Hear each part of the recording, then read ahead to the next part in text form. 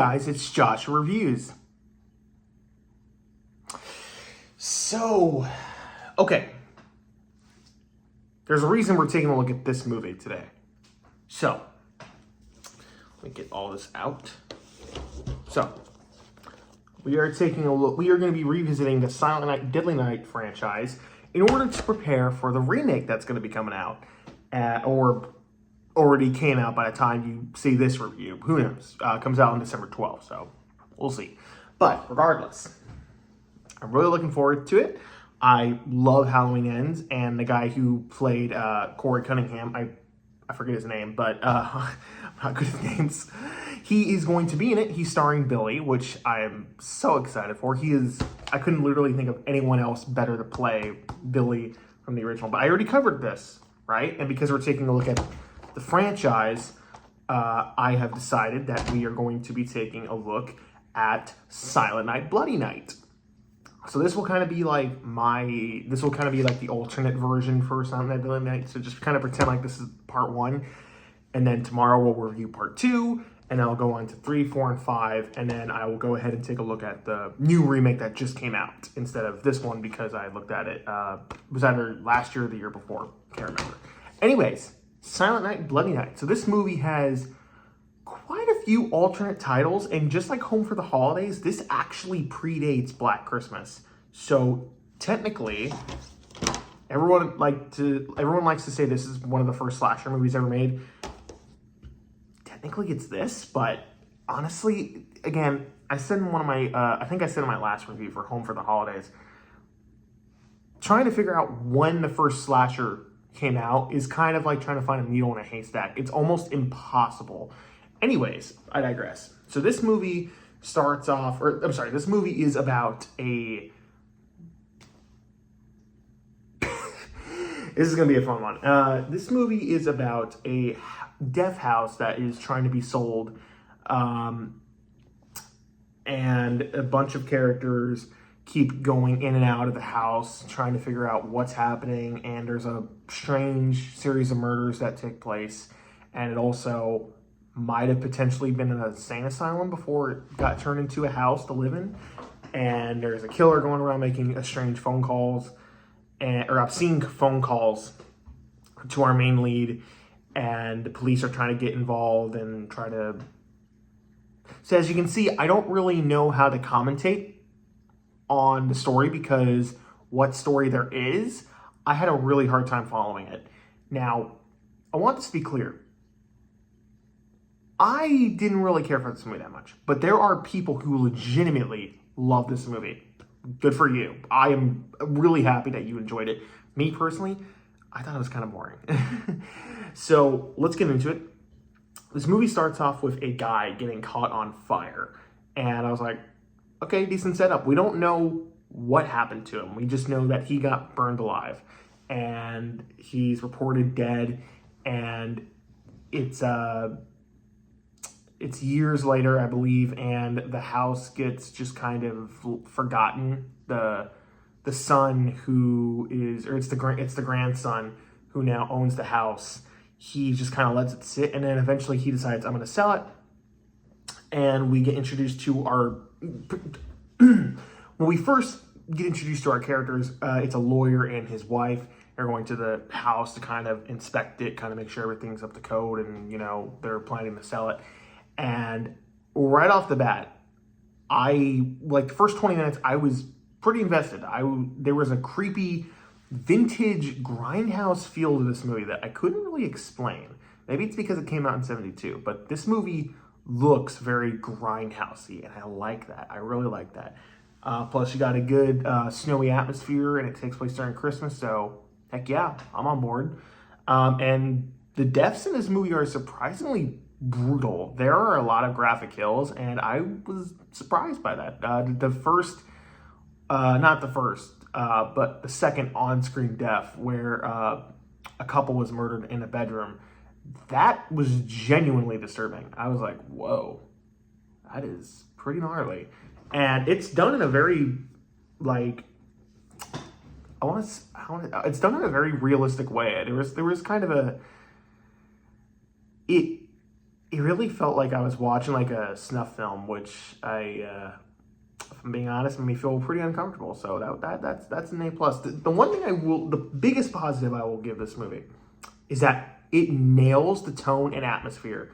This movie, because of the way it's shot and because it's from the 70s, and it's kind of hard to find a actual like good copy of it. I watched it through Tubi, so the quality was all right. But even then, there was still like, you got that graininess on it, and it really added to the movie. So I like that. And there's a flashback when it's revealed at the end what the twist is, which I won't spoil, but it's pretty wild. It's a pretty wild twist. And when it happens, it's done in this yellow hue 8mm filter, and I was just like, damn, that's pretty cool. I like the way this is shot. I like the way this looks.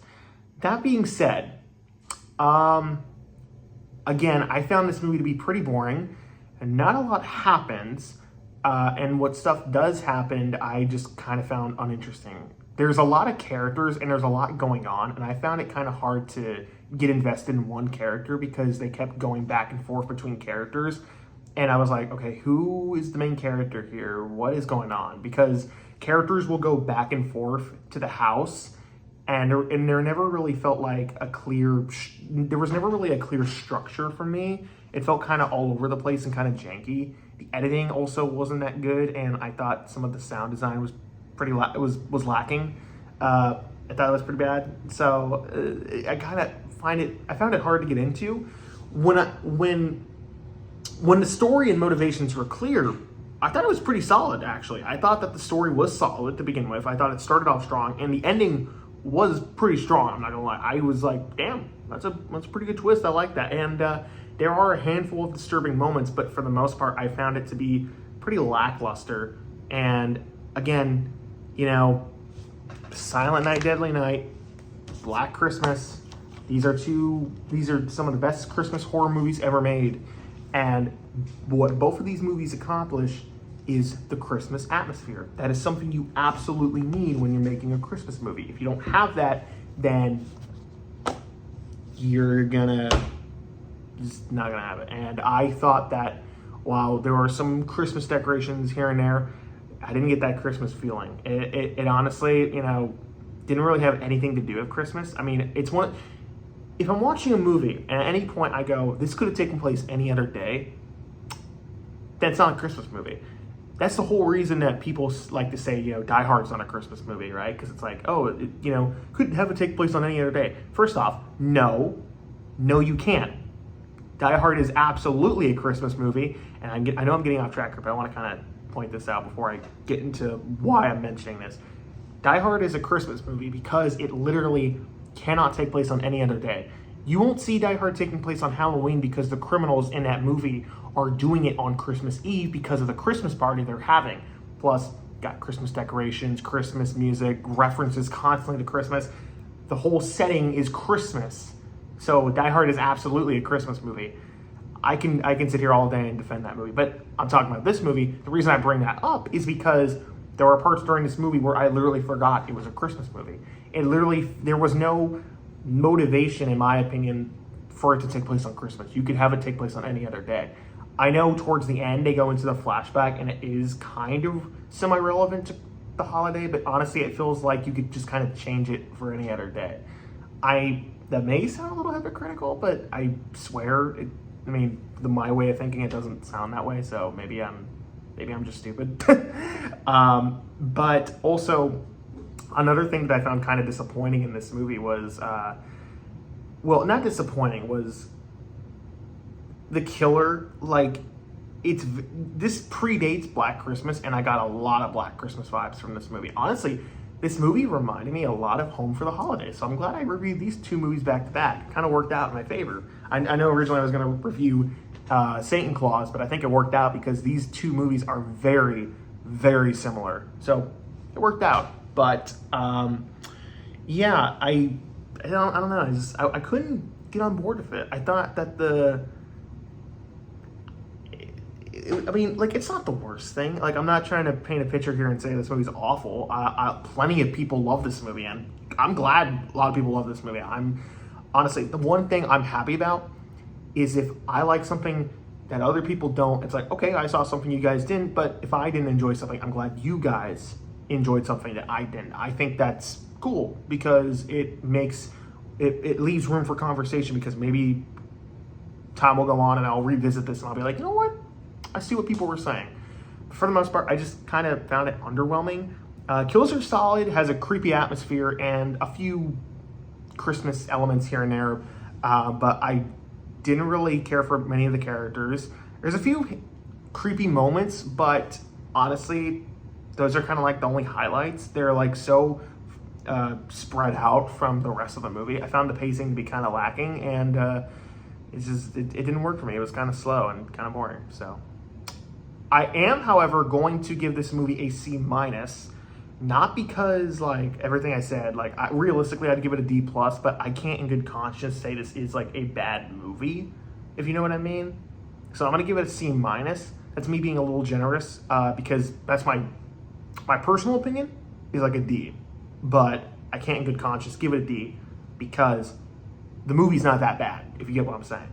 Hopefully that makes sense. I don't know. Maybe I'm just fucking spouting out nonsense. But anyways, guys, so hope you enjoyed that review. We're going to be taking a look at the Silent Night, Deadly Night franchise. Woohoo! This is going to be fun. I get to revisit these sequels, and yeah, we're at the point of no return. Stay tuned. Garbage day!